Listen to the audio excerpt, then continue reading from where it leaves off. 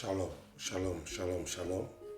Que le Seigneur nous bénisse, que le Dieu d'Israël, le Dieu d'Abraham, d'Isaac et de Jacob, le Dieu de tous les patriarches, soit avec chacun d'entre nous. Nous verrons aujourd'hui le secret du désenvoûtement miracle. Voyez-vous, nous sommes sur une terre pleine de dangers. Nous sommes sur une terre où chacun d'entre nous a posé des actions qui aujourd'hui se retournent contre nous. Des actions qui ont attiré à court ou à moyen terme la désolation, le blocage, l'envoûtement, la sorcellerie dans notre vie.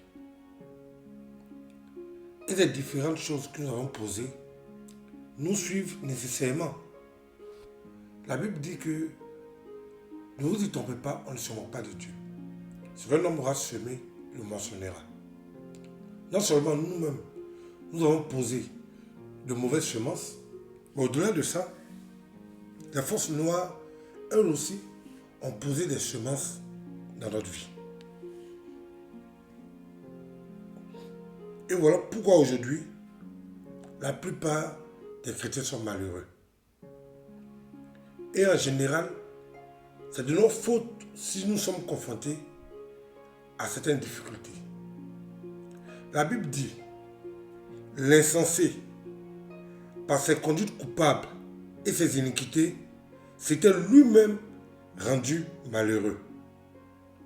Je répète, l'insensé, c'est-à-dire celui qui n'a pas le bon sens, celui qui ne réfléchit pas, celui qui ne sait pas analyser une situation, celui qui a troqué son cerveau contre un cerveau aquatique, c'est-à-dire un cerveau où il y a l'eau dedans. L'insensé, c'est celui qui ne fait pas preuve de discernement. Donc la Bible dit, l'insensé, par ses conduites coupables et ses iniquités, s'était lui-même rendu malheureux. Et donc aujourd'hui, on est malheureux ou bien on est confronté à certains problèmes parce que on n'a pas fait preuve de bon sens, on a été des insensés. Et c'est parce qu'on est insensé que la sorcellerie, l'envoûtement, le chômage, le VIH, la prison, la misère, la famine, que toutes ces choses-là se sont abattues sur nous. Donc au lieu d'accuser premièrement le diable, parce que ceux qui aiment accuser le diable sont les irresponsables. Parce que tant que le mur n'est pas fissuré, aucun démon ne peut rentrer dans ta vie. Tant que la fenêtre n'est pas ouverte, aucun voleur ne peut se faufiler dans ta maison. Donc nous-mêmes, on a fait des ouvertures dans nos vies. Nous-mêmes, on a ouvert les fenêtres et les portes de nos vies. Et quand le méchant est rentré, quand l'envoûtement est rentré, quand la sorcellerie est rentrée, quand le blocage est rentré, et on commence à accuser Satan. Éternel mon Dieu mon roi, le diable, éternel mon Dieu mon roi, Satan. L'insensé, par sa conduite coupable et ses iniquités, s'était rendu malheureux. Il ne faut pas confondre une chose. Il ne faut pas confondre la possession démoniaque et puis l'envoûtement. La possession démoniaque est le fait qu'un individu est habité par des démons. Exemple dans la Bible, le fou de Gadara. Ce monsieur-là était habité par plusieurs démons. Donc, il n'était pas lucide. Il ne savait pas ce qu'il faisait. Il ne savait pas ce qu'il disait. Toutes ses actions étaient contrôlées par des démons. Donc, lorsque quelqu'un est contrôlé par un démon, il parle comme un démon, il réagit comme un démon. Lorsque tu lui adresses la parole, il répond, c'est le démon qui répond à sa place. Donc, la possession démoniaque, la personne n'est pas lucide. Il peut tuer quelqu'un sans se rendre compte qu'il a tué quelqu'un. Il peut battre quelqu'un sans se rendre compte qu'il a battu quelqu'un. Ça, c'est la possession démoniaque. La preuve, lorsque Jésus l'a libéré de ces démons, est devenu tranquille, il a commencé à reconnaître les gens autour de lui. Alors qu'auparavant, il n'arrivait pas à reconnaître qui que ce soit autour de lui. L'envoûtement, c'est le fait que des personnes mal intentionnées, ça peut être des sorciers, ça peut être des personnes qui ne sont pas sorcières, qui prononcent ou même te veulent du mal. Ils prononcent des paroles de maléfice, des paroles de malédiction, en te souhaitant le malheur. C'est ce qu'on appelle un envoûtement. L'envoûtement peut être formulé par un sorcier, par un mystique, par ton père, par ta mère, par ton ami, etc. L'envoûtement aussi peut venir par des actions que nous avons posées. C'est bien beau de dire que lui, on a posé telle action quand on n'était pas chrétien. Mais il y a des actions que même un non-chrétien ne pose pas. Je me rappelle, j'ai rencontré quelqu'un il y a quelques mois de cela. Même Dieu reconnaît que cette femme-là, c'est une débauchée. Elle, son nom est écrit dans le ciel, dans le livre de la débauche là. Elle, son nom est écrit dedans. Quelqu'un qui n'a même pas encore 22 ans, qui a connu plus d'une centaine d'hommes. Et l'argument qu'elle a avancé, c'est que non, elle n'était pas chrétienne. Comme si tous les païens sont des débauchés. Il y a des femmes qui ne vont pas à l'église, mais elles ne sont pas des débauchés. Il y a des femmes qui ne vont pas à l'église, elles ne calent pas leurs jambes partout. Il y a des femmes qui ne vont pas à l'église, elles ne vendent pas leur corps pour de l'argent. Donc là, ce n'est pas un argument. Donc il y a des actions que nous-mêmes, nous posons et nous attirons l'envoûtement. L'envoûtement vaginal qui fait que ton sexe est possédé par des démons, les infections ne finissent pas et il y a toutes sortes de troubles dedans. Quiconque couche avec toi est maudit, tout ça. Donc c'est ça qu'on appelle l'envoûtement vaginal. Tu te retrouves avec un envoûtement vaginal chronique. Il y a d'autres qui ont fait du mal à certaines personnes. Et ce mal-là, aujourd'hui, est posé dans leur vie comme un envoûtement. Ce que je ne comprends pas à l'église, je ne sais pas si nos temples sont devenus des temples de mensonges ou bien ce sont des pratiques spirituelles inventées. Je n'arrive pas à comprendre que l'on peut être aussi mauvais. Je ne peux pas comprendre une telle méchanceté.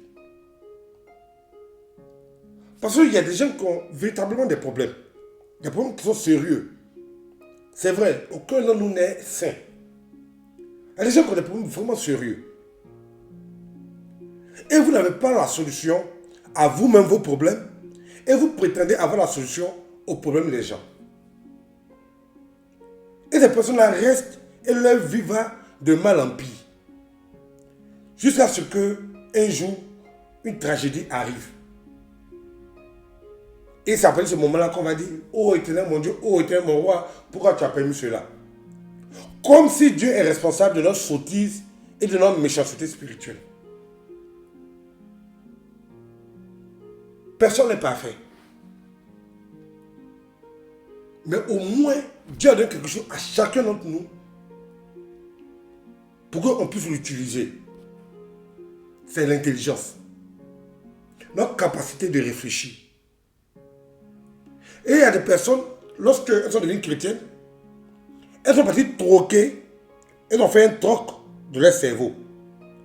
Elles ont pris leur cerveau que Dieu leur a donné pour mettre dans un congélateur. Et puis elles ont pris un cerveau aquatique, c'est-à-dire un cerveau, une tête où il y a l'eau dedans pour mettre sur leur corps. Donc elles n'ont rien dans la tête. Ça fait mal de le dire, mais ce genre de personnes finissent en général très mal. Donc lorsque l'envoûtement enveloppe ta vie, parce que tu as posé des actions, ou bien tu étais envoûté par la sorcellerie, ou même par des mystiques, ou même par des occultistes, la première chose à faire, c'est d'enlever l'envoûtement. Mais l'envoûtement est comme un mur qui t'empêche de progresser. L'envoûtement fait que tu es détesté là où tu vas. L'envoûtement fait que tout ce que tu touches tourne au vinaigre. L'envoûtement fait que la vie ne te sourit pas. L'envoûtement fait que tu deviens une personne aigrie. L'envoûtement fait que tu te sens comme un sous-homme, mais une sous-femme. Parce que rien ne te réussit dans ce que tu fais. Et donc la solution pour que la pluie du Seigneur puisse tomber dans ta vie, il faut enlever la base du mal dans ta vie, c'est-à-dire l'envoûtement. À des gens, ils ne sont pas possédés. On leur dit oui que c'est la possession qui les fatigue. Ils ne sont pas possédés.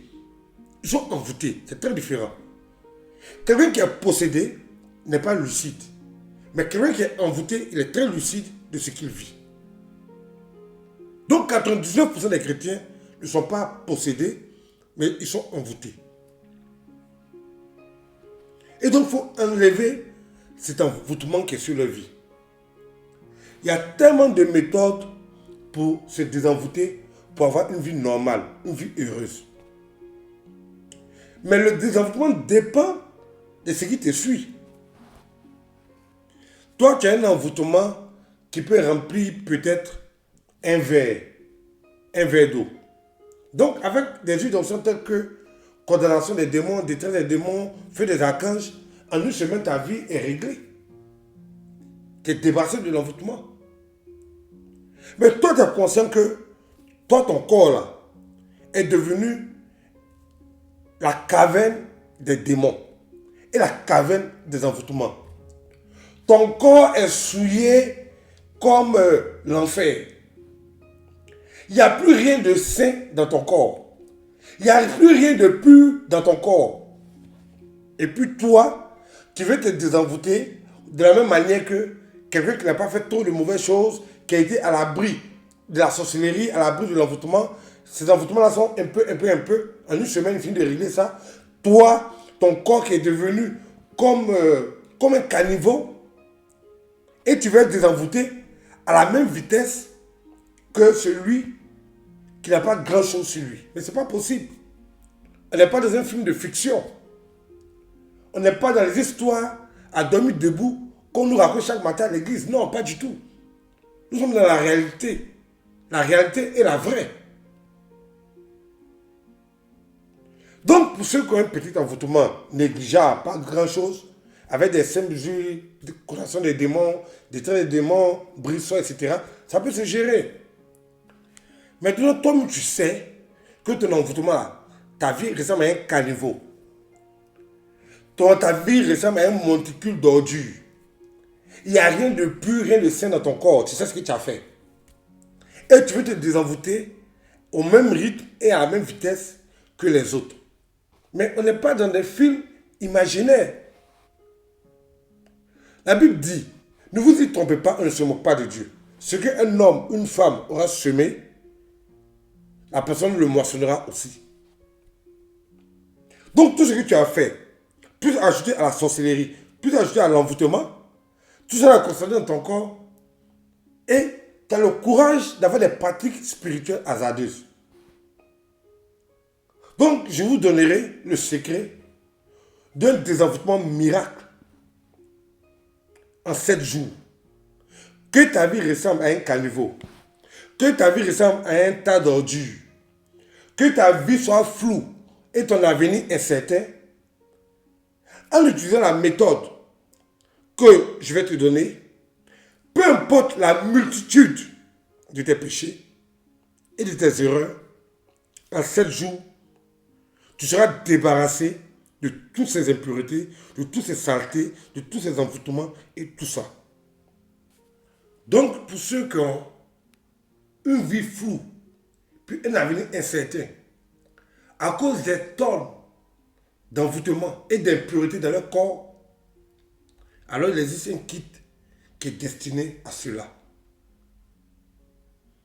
Bon, le nom en hébreu serait trop long, mais vous pouvez le traduire simplement par le kit tonnerre. Même le pire des pécheurs, même la pire des prostituées, même la personne la plus répugnante sur la terre, Dieu te débarrassera de toutes ces impuretés, de toutes ces charges et de tous ces envoûtements. Grâce au kit tonnerre. Que le Seigneur nous bénisse. Que le Seigneur nous aide. Que le Seigneur nous assiste. Voilà comment se débarrasser de toutes ces impuretés, de tous ces envoûtements, de toutes ces malédictions en 7 jours. Shalom.